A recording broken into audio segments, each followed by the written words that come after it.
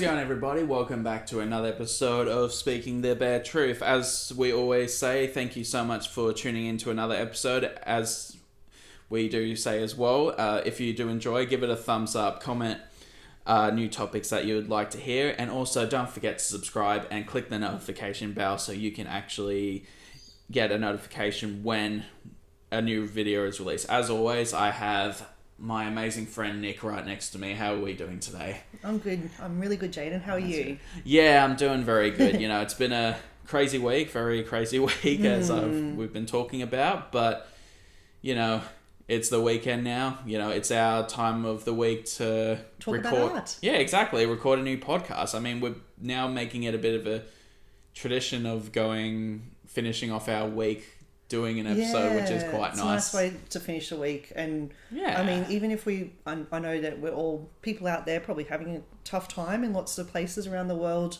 But I guess for now we can just try and tune those thoughts out and talk about art.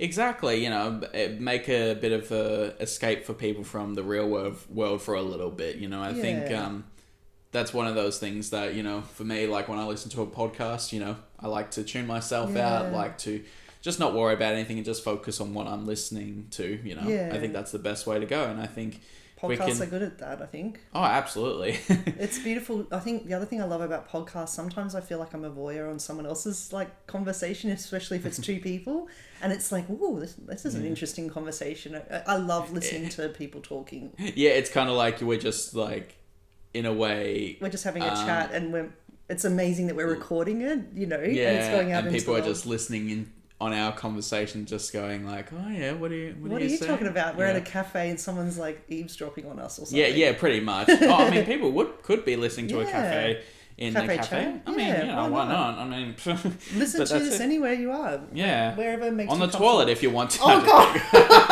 it's a long episode. Oh gosh, you might fall down the toilet. Oh gosh, yeah, imagine that. All your legs would get wobbly. It's like, oh gosh, it's like, for some reason that just makes me remember, gosh, Family Guy Peter sitting on the toilet for like 40 minutes, and he tries to get up and he's just like, oh my gosh, I've lost feeling in my legs. Oh gosh, now I'm just picturing that. But yeah, alright, well, as we always sit comfortably, whatever you guys are doing, like, you know, I hope you enjoyed today's episode. So, I guess, you know, to introduce this topic, like, I did approach Nick about this one in particular, because I think, you know, briefly I did talk about this in the standards of art when I did that with Rose, episode with Rose, but I feel like there's a lot more and it's to go into. So the topic today is, does art have a line that shouldn't be crossed, or that can be crossed, which is such an interesting topic, because, you know, I've read so many, and especially studying art, I've read so many statements saying that art is the thing where people can cross that line, but then it's like, well, I don't know, like, I feel like there's still, like, that sort of thing where you kind of think going, oh, maybe they went a bit too far, like, maybe they could have shown it a different way, like, because I think there is a certain way where you can prove a point, but you're not crossing and you're not going to be making people upset. But then it's funny, because then these days the artworks that make people upset, they're like, oh my gosh, they're geniuses and all that. Yeah. It's like, what? Well, they get a lot of media coverage. If, that's it. We'll give some examples of that, but I think it's interesting talking about if there is a line that you shouldn't cross. Is there a line that artists shouldn't cross, I guess?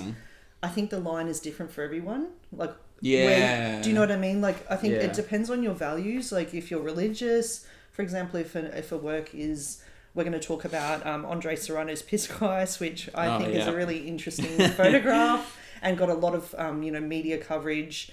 The photograph's from 1987. So for those who don't know about this piece, it's a plastic crucifix submerged in a small glass tank of the artist's urine, and he took a photograph of it.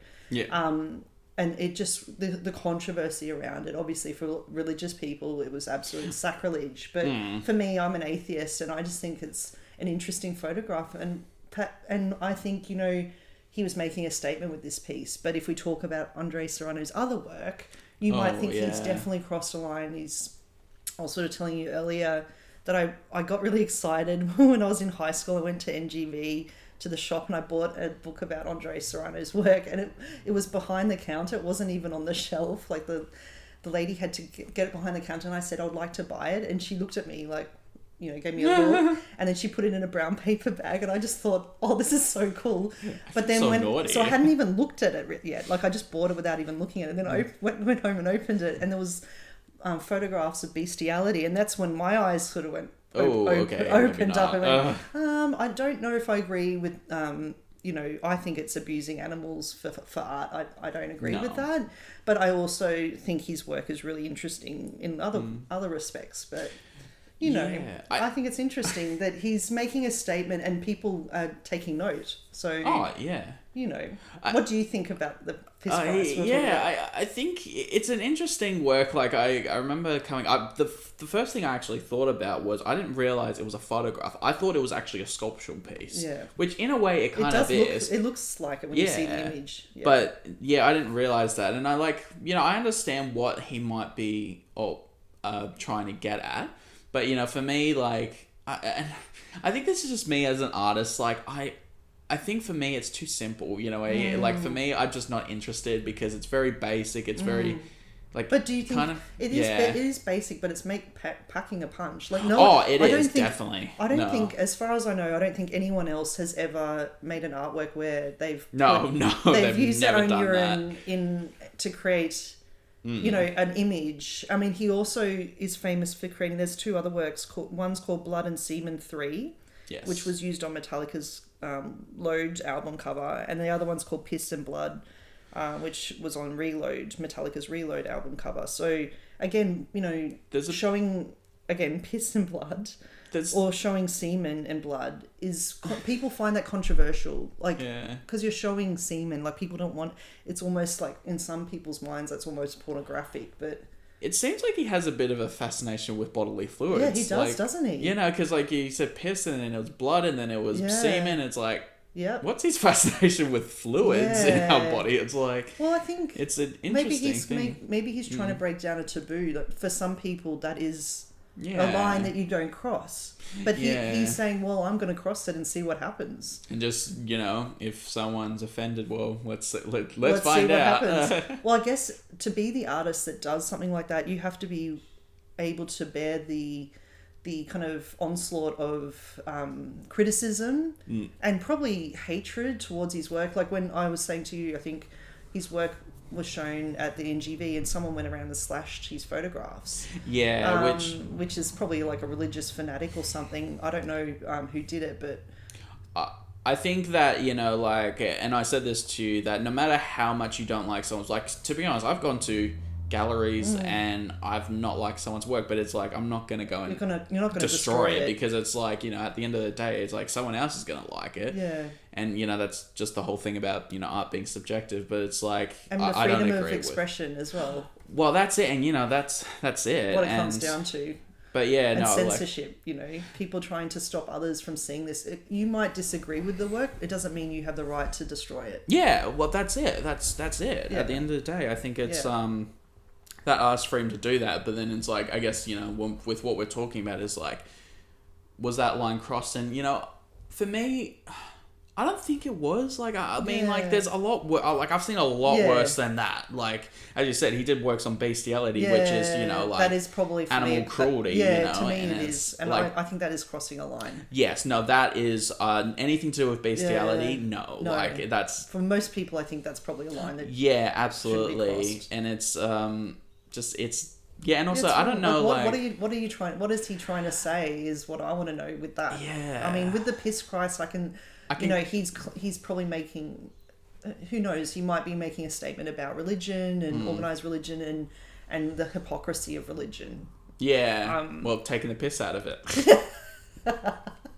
Sorry, I had to do that. You had to do it. You had to do it. Oh, gosh. I'm sorry. That was just like the perfect lineup. I had to do that. I just had to. That was brilliant. I love it. I love it. And there's probably people that are just switching off now, like all those religious fanatics that might be listening to this podcast. Sorry. I'm sorry. But yeah, no, it's... I was just like thinking about like when you were mentioning how when you purchase the art Yeah. workbook, that they put it in a paper bag and all that sort of thing, so and got it by. badass. Yeah, no, it made it feel like that you were like purchasing like pornography, going like, and you know, people like, okay, put it in the paper bag so that people don't actually see that you've just purchased porn. You know, you don't want to be shamed for. And it's like, it just reminds me of that when it was just like an art book. But then, to be honest, as you said, when you look because through it had the images of bestiality. That's why they couldn't have it on the bookshelf in their shop. Oh, yeah, because like if a kid like picked that up gosh. and saw it, it would have been pretty. Mummy, what's going on here? What's this, mummy? Oh gosh, it's like, how do you explain? And also, you know, that would have been a backlash against NGV for even selling the book. That's it, you know. I just thought it was awesome. Like, it was a book that was actually really hard to find at the time. But yeah, I thought I was so grown up, but I had no idea until I opened it that there was going to be bestiality, images of bestiality. Yeah, I mean, did you... So young and naive. Like, when you were young Because I was 17. Yeah, I was pretty... wow. Did you know, like, so you had no idea that he did that I work? knew all... I mean, I knew he was really famous for the Piss Christ piece, and I think at the time I probably knew about the Metallica, like, the cover art that he had done, but I didn't really know a lot because, I mean, this was in the 90s. You know, now we can just, like... I mean, at the time I was using the internet and everything, but it's just amazing how far... you know, Google, we can, you know, have indexed everything. You can find information at your fingertips. You know, this was a time when this book was basically censored and it was behind, you know, you had to ask for it. It wasn't easy to come by.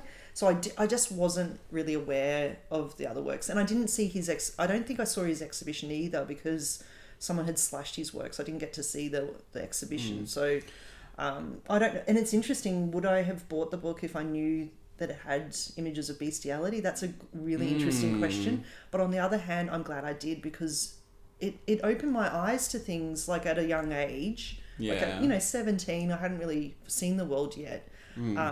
But I think, you know, I really recommend everyone, you know, it's up to you, but like do a bit of Googling. Just be warned. Be warned when you start looking him up, you might find something shocking. Because I know that we like to show examples of the artwork, but then we don't want this video to get flagged as well. So probably maybe for our listeners, perhaps if you look want up Piss Christ. You know, Piss Christ is not going to upset you too much unless you're very religious, I guess. Yeah. But it's still, I think the image is a powerful image, and it's... Yeah. I mean, I just think it's interesting that it entered his mind. Like, he thought of this concept. So, like you said, he's probably very interested in bodily fluids, it sounds like. Yeah. But, you know, to think of using his own urine in a work, and he was clever in using his own urine and not someone else's.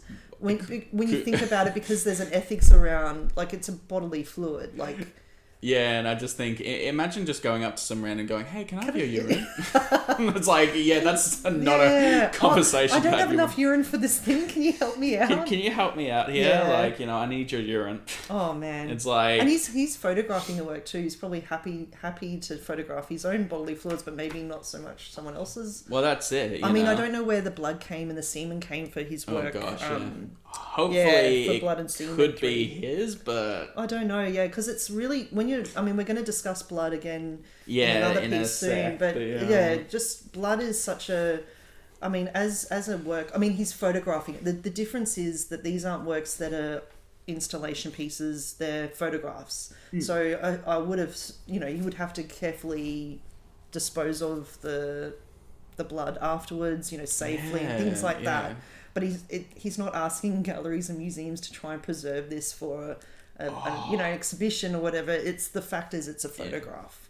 I just would think about it. Imagine if it was a sculpture piece, how much it would stink. Like, you'd after have to work, over time. They would have to work really hard to preserving it. You know, it would be so unhygienic, and it wouldn't be possible. Like, you would have to. I mean, I think it's, you know, it would be possible. Like, there's techniques you can use. Like, there's taxidermy techniques that could be used and things like that. Yeah. I mean, in taxidermy, they would get rid of like the internal organs of the animal and the, you know, blood and things like that. But I'm sure there would be a way to preserve it. You would have to set in some kind of material. But yeah, it is very tricky. Oh, it is. When you're thinking about, you know, blood, just using blood is such a mind field when you think about the ethics around sourcing the blood. Where did the blood come from? How do you... Yeah, really fascinating. Yeah, no, that is a really interesting point to make of like going, well, it's just, I think for artists that are trying to make a statement and maybe crossing a line, they know that they're trying to cross a line. They're wanting to get a reaction from their audience. So, I think like there's an artist that you're going to talk about that I think is really interesting. Oh yeah, well, like I think the artists, if people know the contemporary art world quite well, Damien Hirst, amazing artist. He has there were some artworks that I really do like of him, where he actually did the artwork for the Red Hot Chili Peppers album I'm With You, where it's the fly on the pill. Like I can show you, I can show that as an example of an artwork, because that's not really in your face and all that sort of thing. But the series that I had decided to talk about is there's a lot of works where he put a lot of dead animals in formaldehyde solution, and they would put them in gallery spaces in glass cases. Like one, he put a tiger shark in it. The one artwork that I wanted to talk about was Mother and Child, which is pretty much a cow and its calf. And what he's done is he's split so he's the dissected cow. them. And then he's put each half in different cases, and then has done like the calf in front and then the cow behind. Which, like, I think from what I was reading, he was, obviously mother and child, you think of the religious stance. And I think I read somewhere that he was religious, and he, I guess, wanted to, represent that whole, but in the animal way. But then I think the same way with talking about animal cruelty, we were having that conversation off speaking before we were doing the podcast, is like, what is the, like, how would he source out the animals? How would he... We did a bit of reading, didn't we? And it seems like he had multiple ways of sourcing, like, these carcasses, these dead animals. Like, some were killed not by him, by someone else. Like hunters for the purpose, and all that, hunters for the purpose of making the artwork. But I think there was to get the shark, I think he it was an Australian shark hunter that actually sourced tiger shark, sourced it. But like, really interesting, because I think was sort of had seen his work, but didn't know a lot about him before you mentioned him, which so I'm really glad that you mentioned him, because it's really, I think people, if you're not aware of his work, definitely look him up. But the fact that he's so obsessed with death. There is a strong obsession with it. Yeah. Was there a quote that you had that what did he say about? Yeah, cut us all in half, we're all the fucking same. Yeah. So he's like really he's got like a morbid fascination with what's inside a carcass or a dead animal. And I mean, he's exhibited, a lot of dead animals, lots of different types of dead animals. But what's really fascinating, because for someone like me that works in a museum, like a natural history museum, and we show specimens like for educational purposes and research and scientific knowledge. Like, for example, the shark, the way he's displayed the shark is how we would display a shark specimen in the museum. So it's almost like he's moving between, this is an art piece and it's a specimen on display. But there are lots of artists now that are working around taxidermy and things like that's becoming not a fad, but there's a few artists that are working in that kind of space. But you were saying earlier that he is one of the most wealthy artists. He was. I think I read somewhere he's like listed in the top 10 wealthiest artists. Wow, and I wonder why that is. Like, it blows my mind. Who knows how? I mean, how do you describe wealth in a way? Yeah, exactly. That's another thing. He's just got a lot of money. That obviously people are willing to spend a lot of money to buy his works if he's wealthy.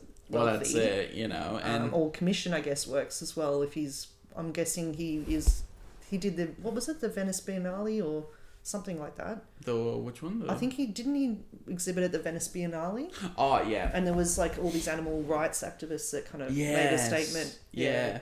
And sorry, like I just actually remembered. I can't believe I didn't think of this, but you know when you just remember something and you just and it just pops in your head. Yeah, he did an artwork, and I can't remember the name of it, but he did an artwork of a skull, and the whole skull is made of. I can't remember exactly if it's diamond or something, but diamonds. Yeah, it's like something like that. But then the teeth. Oh, for the love of God, it's called. Yeah, but the teeth in that is real human teeth. Oh, and it's a real skull, or no, the skull itself is a sculpture. Is a sculptural piece that he's made out of diamonds or something like that. I don't know exactly, but then the teeth itself. It's a cast of an 18th century human skull. Encrusted with 8,601 diamonds, flawless diamonds, and includes a pearl-shaped pink diamond located in the forehead that is known as the Skull Star Diamond. Wow. And the skull's teeth are original. So the skull's teeth are original and were purchased by Hirst in London. So it's like... Wow. For me, that's another thing. It's kind of like going, how would you get real human teeth, you know? Yeah, well, there's... Like, I mean, there are people that have... you know, because human remains have been displayed in collections and museums. Very true, for a long time, and rightly or wrongly, I think that the people are starting to, you know, it's wrong in a lot of cases, I think, especially ancestral remains of First Peoples need to be repatriated. But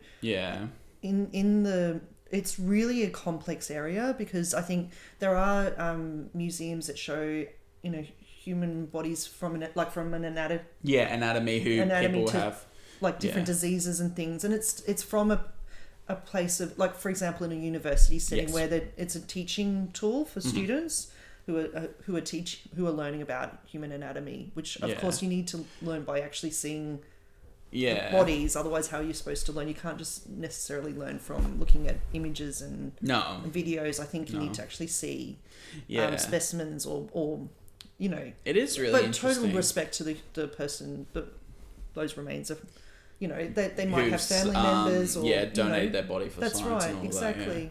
That, and but I think the reason for me why I wanted to mention Damien Hirst, because I think it's the same thing with, you know, the other artists who you mentioned talk about animal cruelty and all that sort of thing.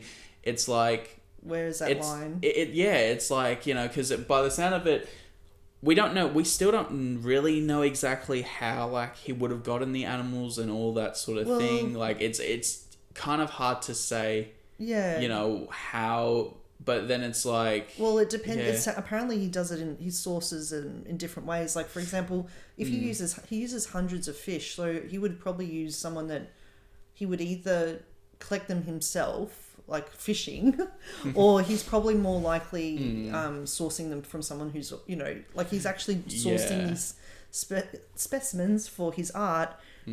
But I guess it really is, it begs the question, like, is that a right thing to do? I think for me... Is it a moral or right thing? Yeah, you know, I don't know. For me, it's difficult.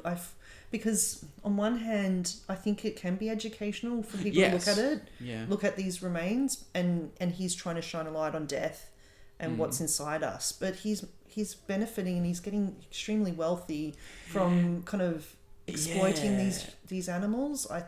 I don't know. It makes it hard. It's a very conflicted, like, you know, I guess... it's hard to make a decision whether that, to me, it's a little bit, I feel both ways. In between, I'm a bit in the middle there, I think, because... as long, you know, with the museum, when they kill animals, I call it killing. Museums use the word collecting. There's still an ethics around. There's an ethics committee that they have to go to before they collect, and they have to do it humanely. Like, of course, you know. So, and that has changed over time. In the past, who knows if it was humane? You know, animals weren't necessarily humanely collected. That's a whole other story. But it's really interesting, like, that this English artist has become so famous for these works that have really, I think, are shining a light on, oh my God, his wealth, 384 million in 2020. Oh, okay. His estimated wealth is 384 million. Wow. Yeah. I thought it was that's a lot of money. So I didn't realize. Jesus, that's a lot of money. That's Mate. beyond what I could ever consider. Imagine, yeah. I could ever imagine. But yeah. So yeah, death is a central theme in his work, and I don't know.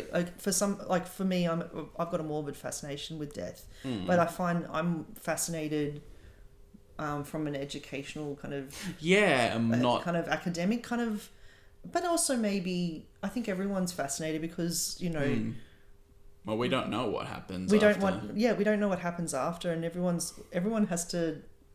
We're all gonna experience death. Yeah, it's like it's the end. We're gonna get. Everyone's gonna experience. We can't avoid it, really.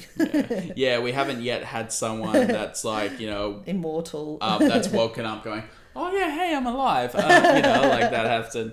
That's. But you know what I mean? Just like waking up. I'm alive. Oh gosh, now I'm thinking Frankenstein. Of, I'm alive. I was actually thinking it's alive. I was thinking of Monty Python. Holy Grail. I'm not dead. I don't want to go in the cart. Oh, don't be such a baby. Oh dear, but on the topic of when it comes to the remains and all that, and because we're talking about bodily fluids and all that before, you actually mentioned something really fascinating before about a very controversial artist who the Dark Mofo controversy. So do you want to... Yeah, do you want me to talk about that? Yeah, do you want to explain to our listeners Sure. the whole... Because I personally did not hear about this, and so... It was this year. Yeah, it was a bit... There was a lot of controversy around a piece for the Dark Mofo Festival in Tasmania. So the creative director, Lee Carmichael, has been criticised for commissioning a work called The Union Flag by Spanish artist Santiago Sierra. And it's basically a British flag soaked in the blood, or would have been soaked in blood donated by Indigenous people from nations colonised by the British. So basically, the Dark Mofo Festival put up on their social media page, "We want your blood," asking for Indigenous people to donate their blood. And it was... Basically, there was a huge outcry and backlash, and the piece was cancelled. So the work never was.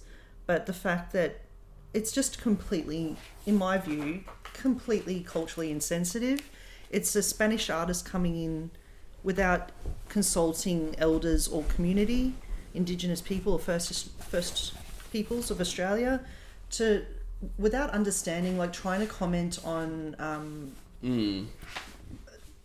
something that you don't understand without even consulting people that are directly affected by it. It just, to me, it's wrong. The artist is, I didn't really know I never heard about this artist until this piece, but Santiago Sierra has done other works that probably also push boundaries. So he's a installation and performance artist. He did this piece called 245 cubic meters in 2006, which was a gas chamber in Germany. I mean, again, I would question... Look, I understand that he's trying to make... The reason he makes these works is to try and make social commentary on political debate. I understand that, but I think, in my view, he's crossed a line. He's totally he's not understanding the sensitivity around it. And there's ways like, I've seen artworks where people have been able to talk about these things, like, I can't remember exactly, but there has been artworks where someone's like either drawn lines or they've made patches to represent certain things, you know what I mean? But they've done it in a way where it's like it brings awareness to it, but it's still sensitive towards the topic. But as I said, and I said this to you before, like just coming out, like for example, making a complete gas chamber. I'm just like, how wrong is that? Asking for Indigenous people for blood. And how could he? In my view, like it's really interesting seeing. There was a lot of debate online about it. So some people felt that it should have gone ahead because it would have made awareness around massacres in Australia during the frontier wars, really for a lot of people, they still think, for some people, they think it didn't happen, first of all. For a lot of people, they don't even know it happened, which is absolutely wrong. And personally, and then others said, no, it shouldn't have happened, that's why it was cancelled. And others are asking for Lee Carmichael to step down as creative director because of his... But he has come out and apologised. Yeah. Look, I think it was wrong. It was really wrong. And the fact that it took a backlash for them to realise what they were doing was wrong... they should have known better, honestly. And it's so sus to come out and just ask, going like, "Oh, we want your blood." It's like, you should have seen the post. I hope this is not triggering or upsetting. Please. I do. Please, reach out to us if this is upsetting to talk about this. Absolutely. But look, it's something I think we need to discuss because it happened. It happened this year. For God's sake, we should be on this point where people need to have a better understanding and sensitivity. Sensitivity, yeah. And also how traumatizing it would have been when this post came out. It was on social media. It had red background and really bold font, and all it said was, "We want your blood." Like, to me, what? That just looks weird. That is just a really... Yeah. It's obviously... The point of that is to shock, I think. And shock for the sake of shocking people is... Anyway, look, to me, that's it's an interesting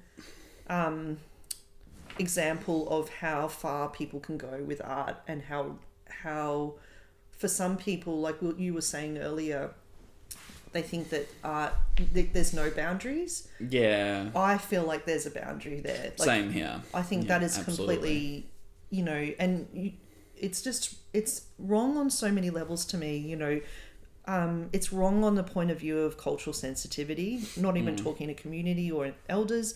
And then we're in a pandemic and you're asking for blood. Like, I don't know, there's the ethics around, like what we're talking about, bodily fluids, of human bodily fluids. There's so many ethics around what would you do? Like, how would you even exhibit that work? Like, it's covered in blood.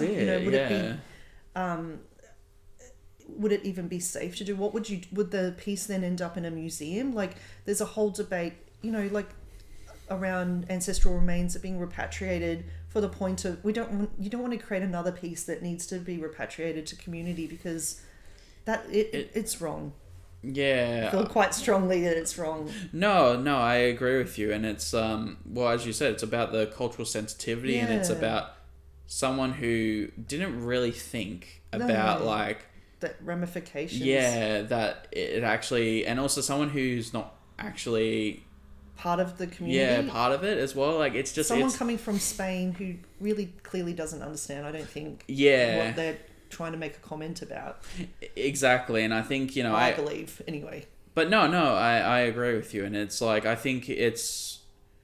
when I heard about that, I was just like, that shocked me. I'm just like... I don't think I shock easily, really. Same, yeah. As soon as I heard about this story, I was just like, boom. I was just what is going on? I thought by 2021 we had come further than that, but obviously we have a long way to go.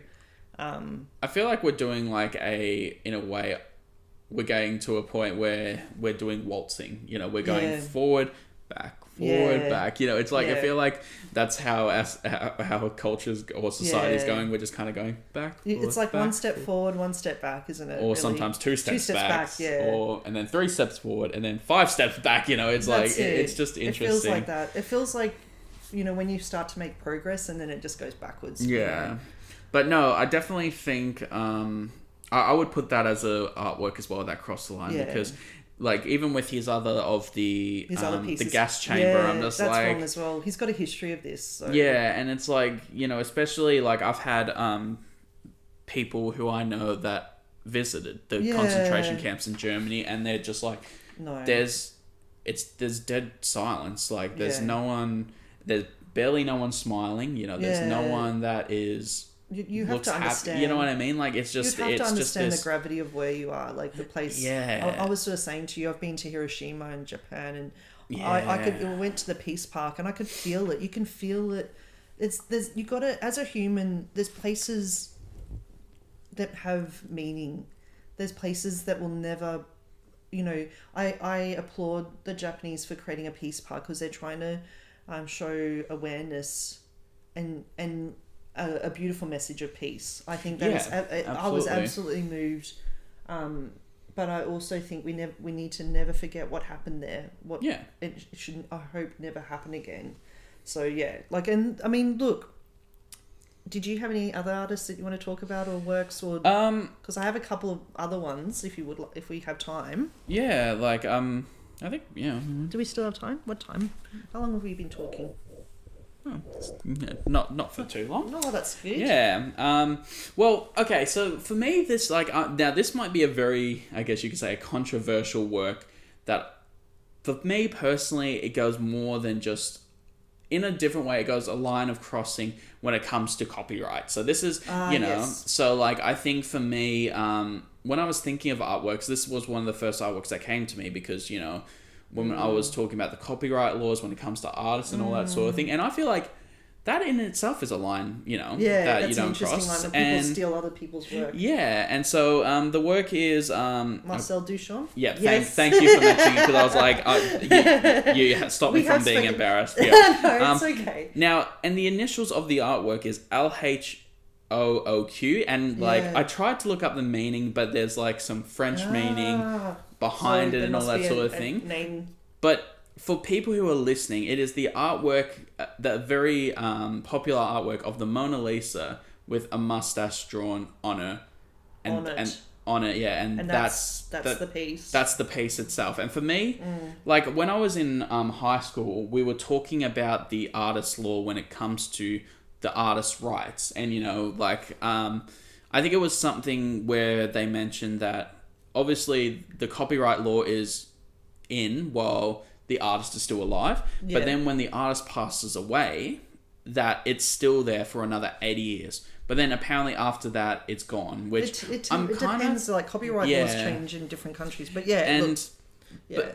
for me, like I just think to myself, going like, well, shouldn't, like, it's like if I don't know, I feel like in a way it's like if I was to go out and I get a Van Gogh piece, and I literally rip off his work and just draw like a stick figure and go, boom, that's a new piece. It's like, well, no, it's not. What I mean? It's like, so it's kind of like, So do you think copyright law needs to be longer than 80 years after the artist dies? I feel like it needs to be like just it's just protect the artwork itself, I mean? It needs to be kind of like one of those... copyright laws do protect...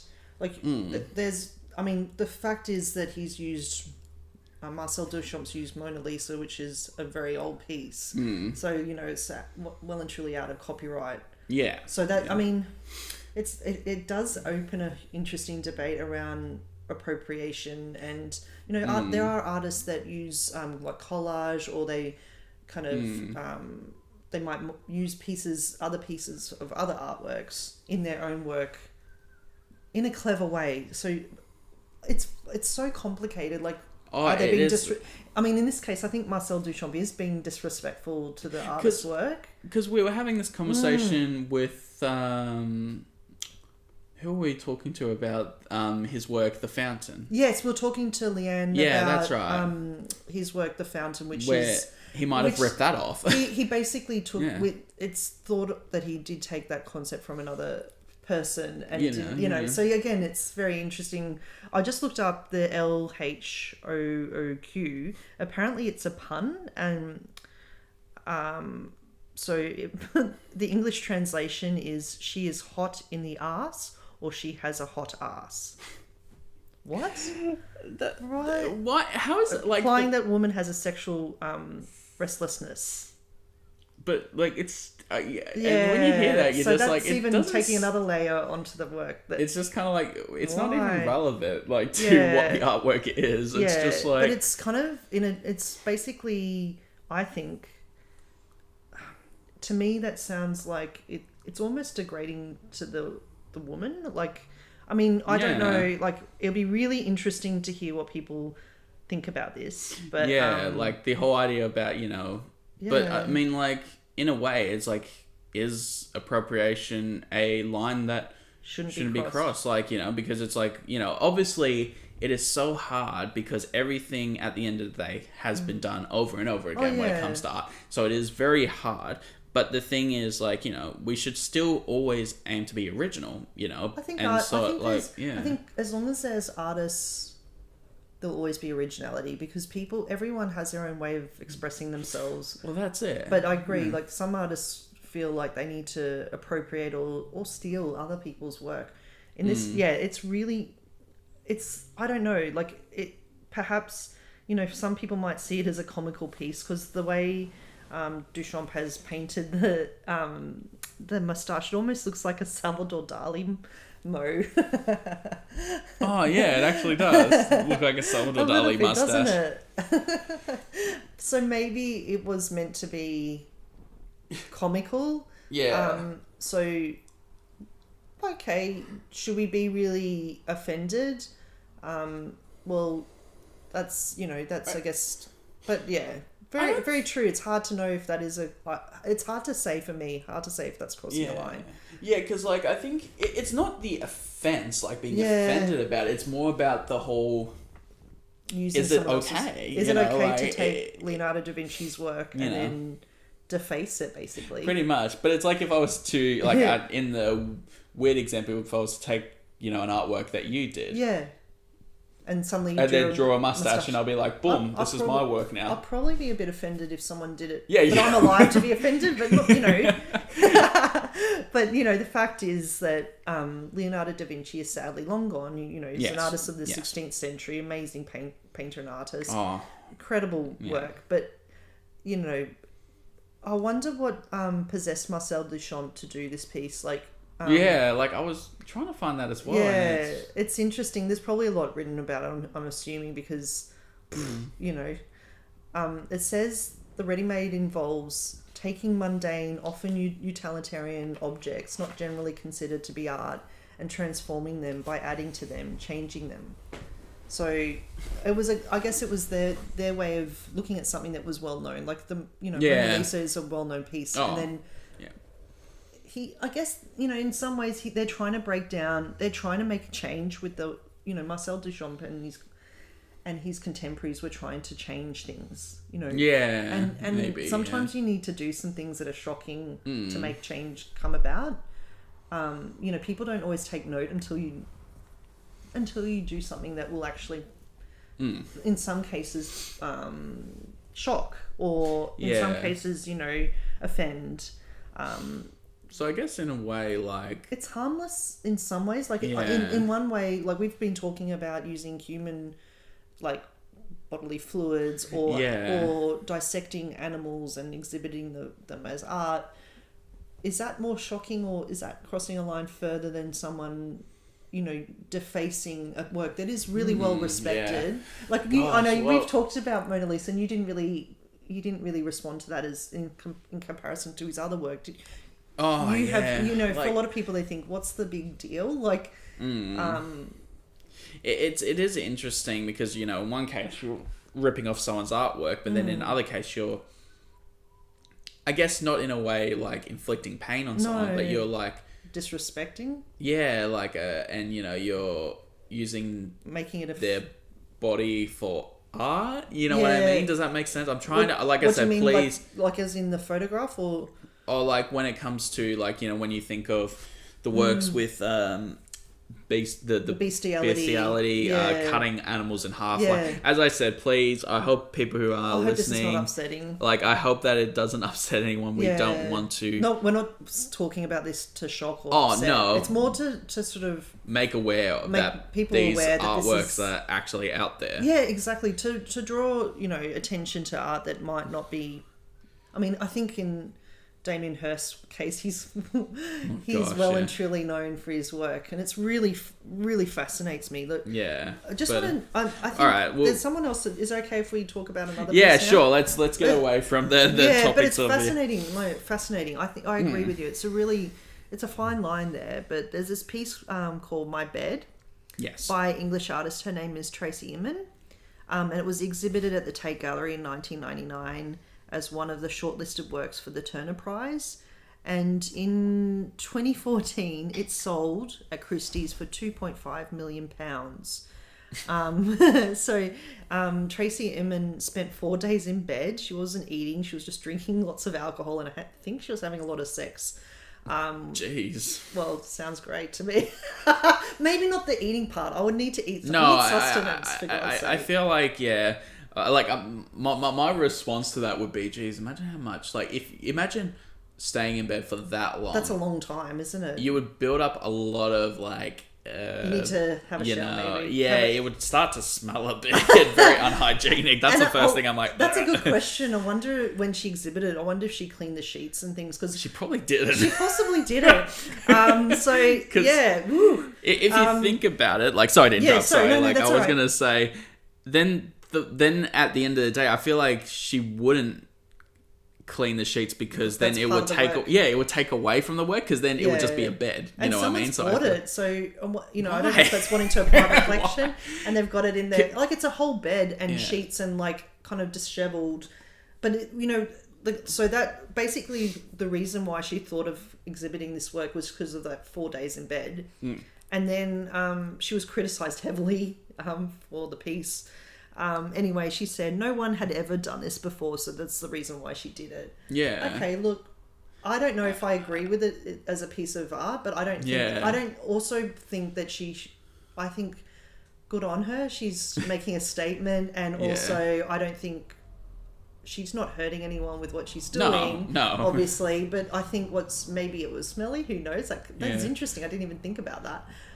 But I think it's her way of expressing herself. It's her self-expression. No one should censor that, I think. Yeah. And if the Tate was willing to exhibit it and it was shortlisted for the Turner Prize, well, good on her. And if someone's willing to spend £2.5 million to purchase the work, good on them. It's just, is that art is an interesting question, but did she cross a line, do you think? Well, I just want to quickly announce that I'll be selling my bed. So if anyone wants to purchase that, please do. Just like, but is it, any amount of money. Is it impossible now because it's like one artist has done it, so she's like the first to do it, But I think for me, but on what you are saying, does it cross a line? But I think, I don't know, it kind of goes on the whole thing about art standards of going like, is that really considered art? Like, I know that I remember I was at university where someone, and which this artwork was actually quite fascinating, like the way that they did this, but someone had a sheet on the ground, but then there was paint marks all around it. But then what happened was apparently the artist said that he was having sex with someone on that sheet and they were covered in paint, and then the marks itself created like an artwork in itself. So it's really was this a piece that a fellow student made, or was this and that's interesting. And so like, I mean, like, I think it's the way the way that someone creates it. But if like from what you're saying with this, if it's just a bed with crumpled up sheets, it's kind of like, but it's the point that it's a unique concept of that's doing something that no one has to do before. And I think that's what that's what interests people. Like there's, I don't know if people know about Yves Klein Blues. There was an installation piece where he got like models, nude models, painted them in blue, and there's this his famous Yves Klein blue paint, which is his particular blue. Anyway, and he covered them in blue, and then they kind of touched them, like they kind of pressed themselves up against a white sheet and left prints of their bodies. Oh, okay. Have you heard about that? No, I haven't heard of that. But... Okay, so it's kind of, I think it was I'm just looking it up because I'm trying to remember. I think it was like an install or a performance piece that was from it happened in the 1960s, I think. So anyway, I think that's really, to me, that's fascinating. Yeah, because it's original. Like no one, I don't think anyone else had done something like that. That's what's fascinating about it. Yeah, you might not. For some people, they might not consider that art, or that's up to them. But the fact is that it was an original concept.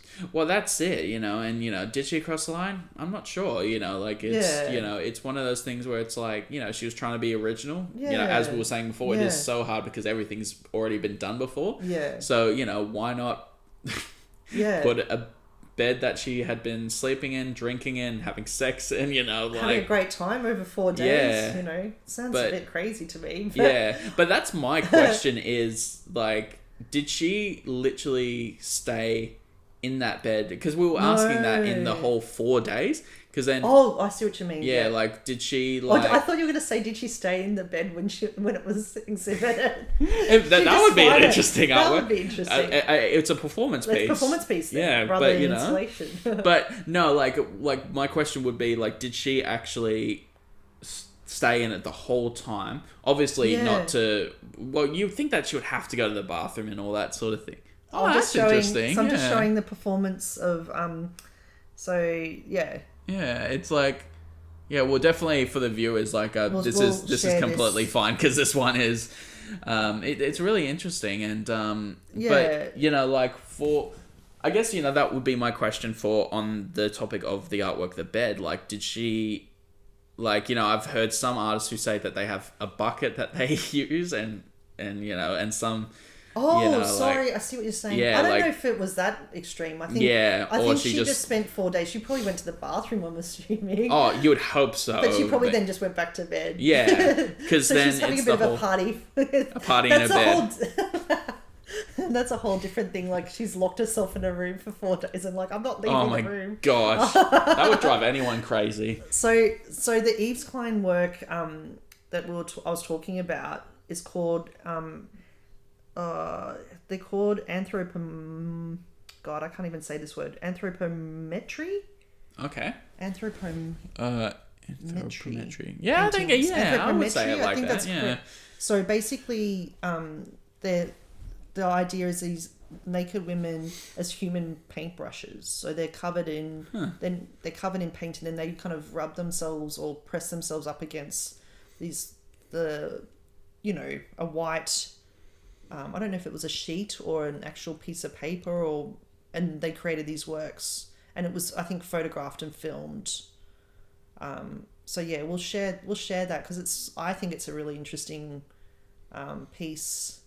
And yeah, something worth having a look at. It's something from, I think it was the 60s. The reason it kind of entered my mind as well, a few years ago, Dr. Sketchy's did a bit of a homage to it.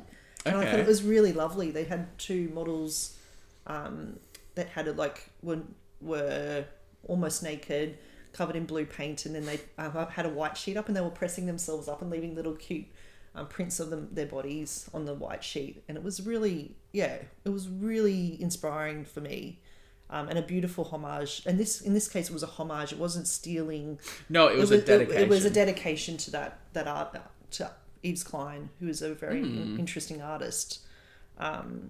Yeah, no, that is interesting. Yeah. So I don't, that again, it's not, to me, that's not crossing the line. It's celebrating the human form.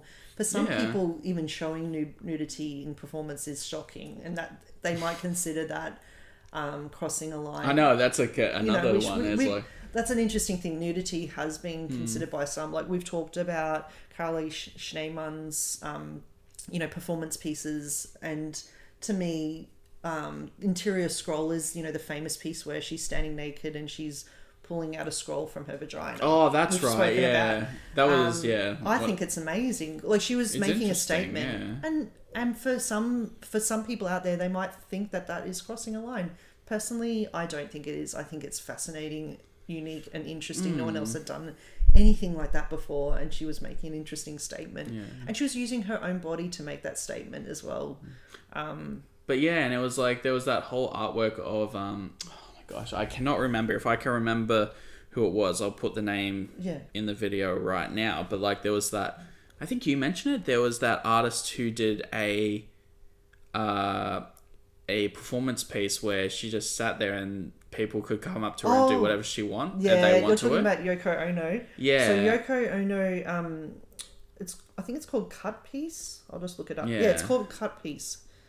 So basically, in 1964, Yoko Ono sat on a stage, and she was dressed, and then she had a big pair of scissors next to her, and the piece was about allowing strangers to come up to her and to cut off pieces of her clothing. And it was really where it is a bit scary, because people did start crossing a line. There was two men that actually ended up arguing, because one man was really, he was just so disrespectful to her. It's about showing what people, it's putting, what people shining are a light capable and what of. people are capable of. Yeah. For some people, they might think that piece is crossing a line, but Yoko Ono was crossing a line. Again, it's a unique concept, and she was making a statement about humanity and lack of humanity. I think, like, this is such a fascinating topic, because we could talk endlessly about it, but there's another piece. Performance artists. Performance artists is a really maybe we could do an episode about just performance art, because that would be it's cool. a really fascinating topic.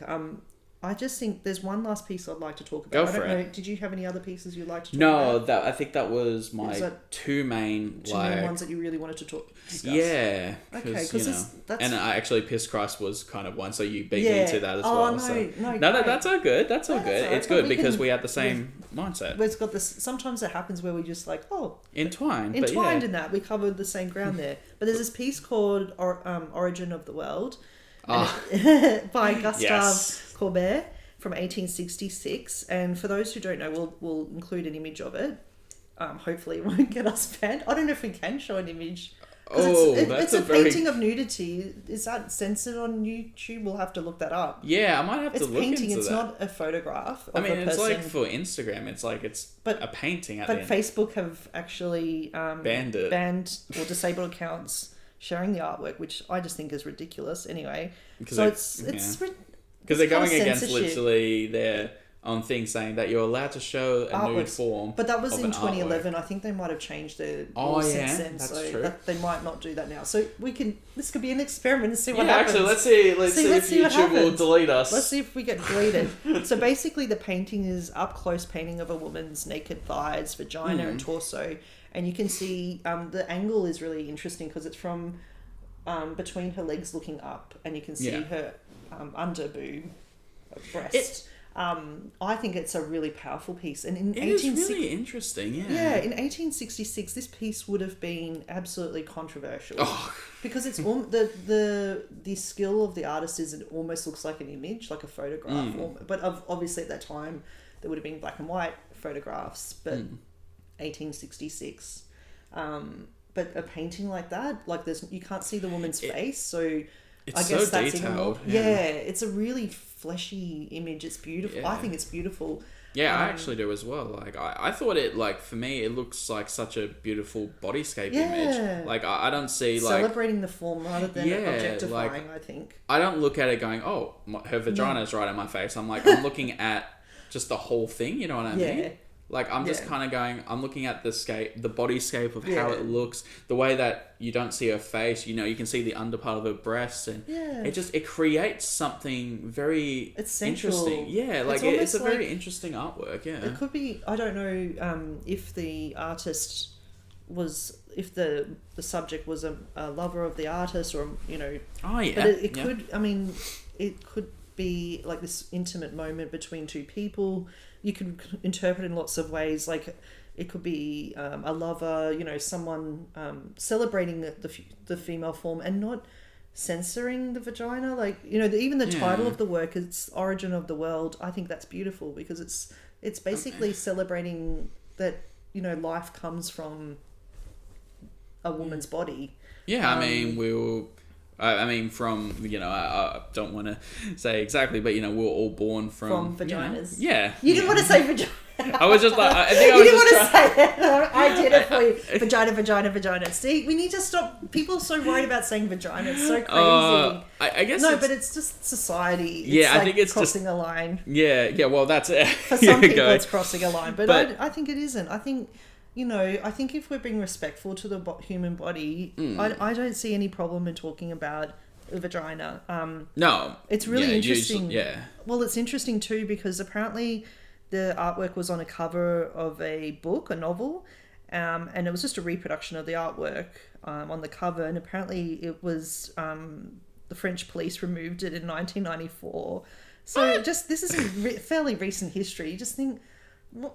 It's art. I mean, we've discussed before as well how social media, like Instagram, for example, have changed their rules recently. But it, how ridiculous if it's an artwork, it's a drawing or a painting. I just don't understand the censorship around nipples and vaginas. Yeah, I don't understand that either. Uniform. And it's and we can go into a completely another topic about the human form nudity, and I did actually mention that to you, saying that would be an interesting topic to talk about. Yeah, because that is such an interesting artwork, because it's when you showed it to me, I was just I didn't think. The first thing I didn't think about was I'm looking at a woman's vagina. I'm I'm actually looking at a beautiful painting. Yeah, I'm looking at the form. I'm looking at the way that, like I said, it's positioned and all that sort of thing. It's interesting perspective, and I think that's really, you don't often see a female nude in that position, which I think I just think that's unique and interesting in its own way. Absolutely. It makes the work compelling for the viewer. I'm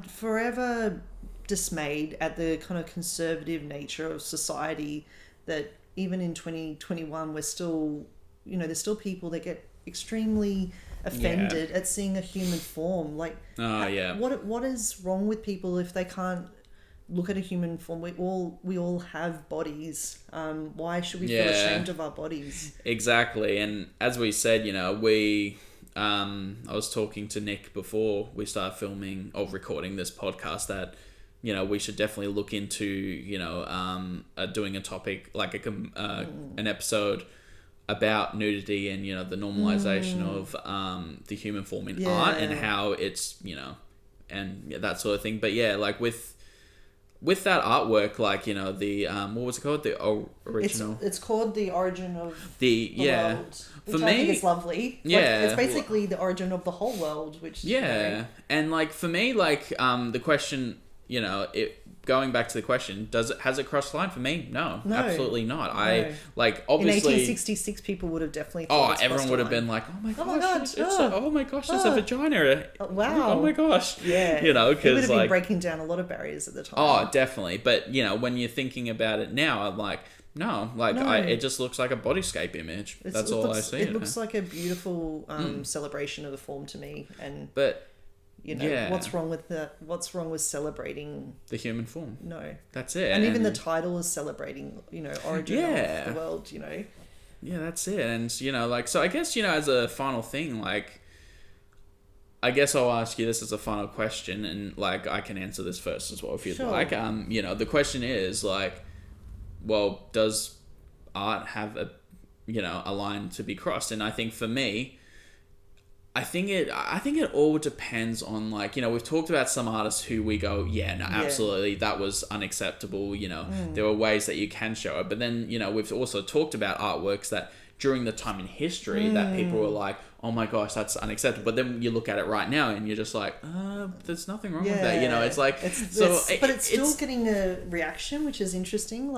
People are still trying to censor it on Facebook in 2011, and it was, the piece that we were just talking about, Origin of the World, was created in 1866, but in 1994 the French police were removing it, because it was on a cover of a novel.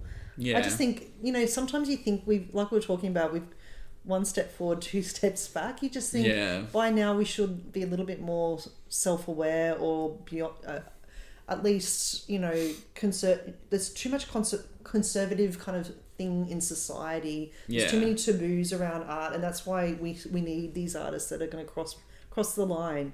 I definitely believe there's a line to cross. Where the line is depends on your values as a person, and that's very a personal thing. But I think unless there's artists crossing lines, we're never going to have these discussions, and we need these discussions in society. So absolutely, having the conversation, let's just keep having that conversation, because as Jenny said, we as soon as we stop having it, then the conversation dies out, the topic dies out. The art form can die as well, because if artists aren't willing to share their techniques and ideas and their skills with the next generation, this is something that needs to be mentored and keep going. We need to educate ourselves. We need to look at these things. We need to think about the artists that are trying to push barriers. Well, that's it, and I'll just want to encourage our listeners that if you have any artworks that you think in a way crosses lines and all that, so we would love to even look at them ourselves, if you want to send us, please do, because have the conversation with us. I know that you're listening to the both of us talking about this, but we want to have that conversation with you, so please comment if you have any artists that you can think of, and just even message us. I always put our social medias in the description and all that sort of thing, I think keep the conversation going, and you might disagree with what we were talking about today, but don't feel afraid to comment, because we're not afraid of having a discussion or a debate on these topics. It's about, like you were saying, it's about having the conversations, about opening debate, not being afraid to talk about it. Exactly. At the end of the day, Nick and I, we're not art scholars. We haven't spent we do look into art. We love art, but we haven't. I'm not an expert. I'm not a professor or something. I have studied art. For a long time, read a lot of books and studied art history at uni and all of that, but I don't consider myself an expert. I just knows a bit about art, and I love it.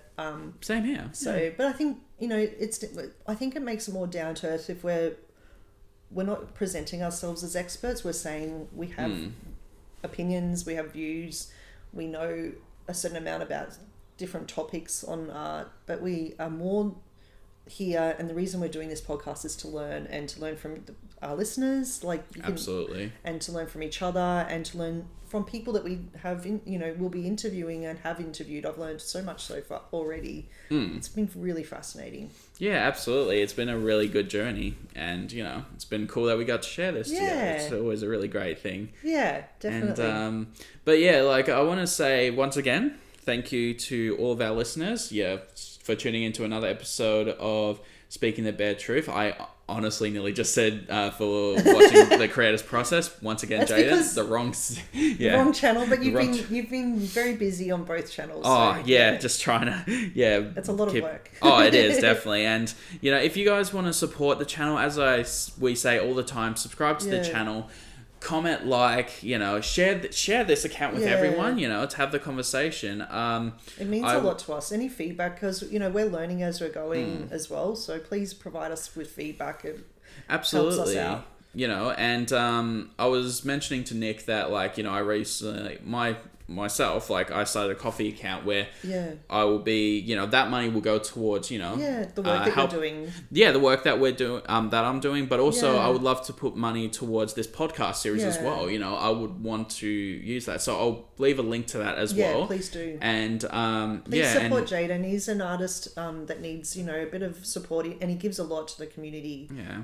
And a lot of time that he's put into these episodes for a year with the creators process. So it's good effort. Oh, thank you. And Nick, you need to start your one so we can support you as well. Please do. I'm so happy. I love doing this. I really get a lot out of it. So thank you for doing this episode with me, and thank you for listening to our listeners. It really means a lot. Your support means a lot. Absolutely, and we will see you in the next episode. Yeah, looking forward to it. Thanks, Jayden. Oh, good. Thank you.